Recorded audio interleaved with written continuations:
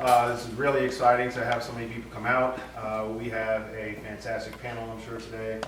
The run of the show, I will give each panelist will have a conversation, will have a presentation for about 10 minutes or so, and then after that we can have some larger conversation with the audience, and then we will of course have the piano and music. One of the things that's kind of exciting about any conversation around music is that it is, and this might sound like super basic, that all human beings listen to music and everyone makes music. But like one of the things that I find really sort of intriguing about music in the United States in particular is it's an incredible sort of history of social commentary, right? So in addition to sort of like all human beings, like cultures all around the planet, there's some basics that people have found. Like anthropologists have gone everywhere, they found that everyone sort of believes in a spiritual power beyond them, but also people across the world and across classes within these different civilizations, people dance and sing and create music, right? These things are always there. And what the music actually means might vary, but we find that music is omnipresent. And in the United States, as history and throughout the last, say, 250 years or so, you've had people in the margins of society sort of create an incredible sort of critique of society and become subversive through their music. And to the point that people in power have actually outlawed the music, which is, it says a lot about the power of music to be subversive, right? That the people are perhaps the most powerless, right? You have like men, women, people who are held in bondage, enslaved, and then being told they cannot create music or they'd be punished, right? So this says a lot about what the potential for that music might be to be subversive, to be counter-hegemonic, to sort of be disruptive. And so when we think about like the development of music and then social commentary and pushing for social change, one of the like premier academics throughout the 20th century is Dr. W.E.B. Du Bois, who is a historian and a sociologist. His canonical work, Souls of Black Folk, came out in 1903. And in 1903, he talks about there was no jazz yet, right? There was not jazz as we understand it, right? There was no institutionalized. We didn't have radio yet, as we didn't have like these record players. We didn't have the music industry as we understand it. And in that, though, as he provided commentary on Black folk, he talked about their music, and he talked about how important their music was to providing a commentary and a subversive voice, but also how it spoke to the humanity of people who often denied humanity, right, in all these different ways. And so it's really kind of interesting to think about how over the next 100 years, plus, I could go through a whole list of folks that are familiar names here, right? And they're not all African American. We think about, of course, Nina Simone and Billie Holiday and Sam Cooke, but we have Woody Guthrie. We have a whole bunch of folks who provided some really interesting takes on what society might have to offer, and then subversive takes. And in the 1990s, there were musicians who were banned, right? And so it's really kind of interesting. There are people who were dropped from labels because they said things that were seen as inappropriate. And the controversies around music and the various ways in which artists have sort of engaged politics has always sort of fascinated me as a scholar, but then I'm quite excited to see what we have to say about some artists and some figures that are some of my favorites. And one of the persons that I've always enjoyed as a child all the way up as a musician has been Prince. And Prince, I can go the whole list of like all the sort of things that Prince has done as an artist and all the sort of achievements, but we can dispense with all that since we're all sort of familiar with this artist from Minneapolis. And we will have Prince and the Revolution, Lisa Dent.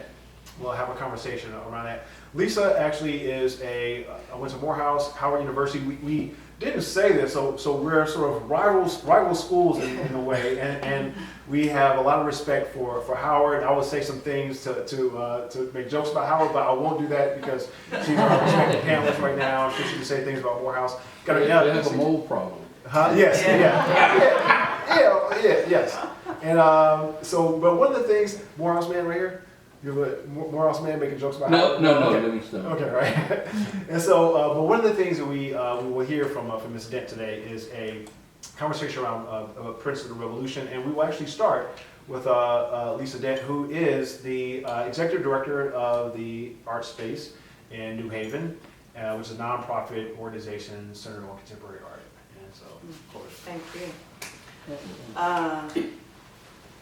Yeah, so just a little personal background. I was born and raised in the San Francisco Bay Area, and I'm a suburban kid, you know.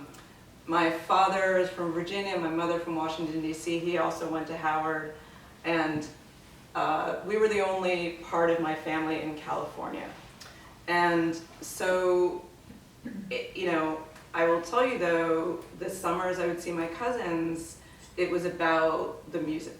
It was about like all of us getting together and learning about music that for my sisters and I, a lot of our friends at school didn't know about, And, but one of the first musicians that I felt like I had heard about, but many other people at school started to learn about was Prince. And I wish I could tell you exactly what interested me, but a lot of people knew about his work well before Purple Rain, but I was a Purple Rain adopter, right? Like that was the first time I knew about this music. And, the fact that that was so popular, I think when I look back now, I find extraordinary, right? Because here is a band called Prince and the Revolution, and I'm saying those words as a 13-year-old, but not really understanding the ways in which the band members themselves embodied a different, the things around gender and sexuality that I think younger people now feel fully informed about and adopt, right? But, at the time they were just, pop stars, so they, dressed a certain way and could be fancy and do all these things. But, what he had really constructed for himself was a group of people who were living the life in whatever fluidity at the time they could. And so that was the one thing for me that really struck me. And I was definitely an arty kid, I was in the theater arts and visual arts, and so all of that spoke to me. And I certainly remember, forcing my mother to drive me around and find purple socks, because I had to have purple socks for, go to the concert. And so that album is great, but I think it wasn't until I was able to go back to the earlier albums and understand the musicianship and the it is still essentially pop music, but here is someone who is playing all the instruments sort of and composing and all of these things that I suddenly didn't take for granted anymore. This idea that there could be some musicianship and complexity in pop music. And I can look at it now though and understand as someone who's moved more interest in the visual arts, all of the ways that visually they were pushing boundaries and again the gender fluidity and doing all of these things that I felt like I only now understand were their interest in revolution in whatever way it meant for them, like a social revolution for them. And and then I continued to listen to Prince and, of course following him, and I was making sure to let them know I'm not a historian, I haven't, checked facts, this isn't, I don't have a paper. And I'm sure there's somebody in this room who probably knows many, many more facts than I do. But I think what I've always been struck by is things that I now think I really understand to be extraordinary, right? So somebody who is, at that time, chooses to live and work in the city where they were born, no interest in moving to New York or Los Angeles, no interest in uprooting everything and finding everything, knowing that what they needed was right around them in order to create what they needed to create. And I just find that in other jobs that I've had, before Artspace, I've worked at Creative Capital Foundation, it's a national, we fund artists nationally, but a lot of what we would talk about and sort of help artists advocate for was support from their own cities. You know, we weren't necessarily encouraging people to move to New York or LA in order to be successful. It's about, you know, supporting the artists where they live and be able to have a creative life all over the country. And so I found myself often using Prince as that example, right, for people who felt like they were missing out if they didn't, you know, go massively into debt over art school and, you know, pay $3,000 a month for a studio apartment these days, right? No, those aren't things you necessarily need in order to create. You need a community. And how can you create community wherever you are? And as Prince, you know, is moving into film and trying things out as an artist, I sort of find myself referencing that as well. I see it in artists as they're trying to develop. They might have started in one media, they want to branch out, they want to think through a different thing. And Prince has really been able to do that to a certain extent, but also fail, right? Like not all of those movies I want to watch over and over again, right? But he sort of allowed himself to fail and then just keep making. And then, you know, what we did at Creative Capital and what I am bringing to Artspace New Haven in an intentional way is really finding ways to support artists to understand, you know, not just learning entrepreneurial skills, but to really understand the economies of their chosen profession, so that, oh, you want to come on in? You sure? Okay. Yeah. Sorry. Yeah, that's what's going on. To be able to be in communication with whatever entity, whatever institution you are grappling with. You know, for visual artists, it's a gallery, or it's a museum, or it's a nonprofit like Artspace.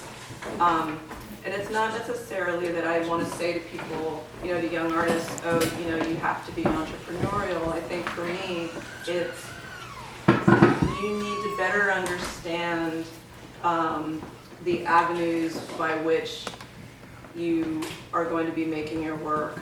And you know, if like Prince, you decide that the record company is not providing what you want, and it's all owned under their name, then you just change your name. You just make it a symbol. You do what you need in order to advocate for yourself, so that you are, you know, not just protecting your work, but you are putting your work in the world in the way that you want. And you know, I don't know if any of you have ever taken an art class or art history class. A lot of things we talk about, or the phrase that's often used, is artist intention, right? And there's a debate in art criticism whether or not, you know, is it the artist's intention or is it the audience that really creates the meaning of a work?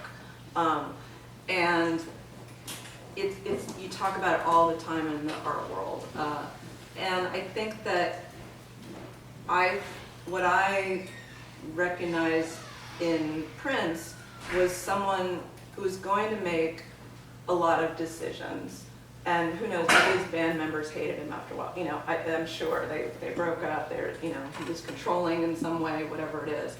But at the same time, he, I think, like a lot of artists that I feel are successful, even if you don't know their name, successful in what they do and how they're doing it in their lives.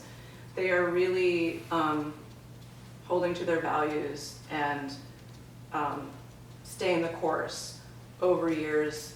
And that allows them to stay the course, right? Because they know themselves so well and they know what they believe in. And so you might try and work with a gallery. You might make millions of dollars, but there might be a moment where you need to walk away.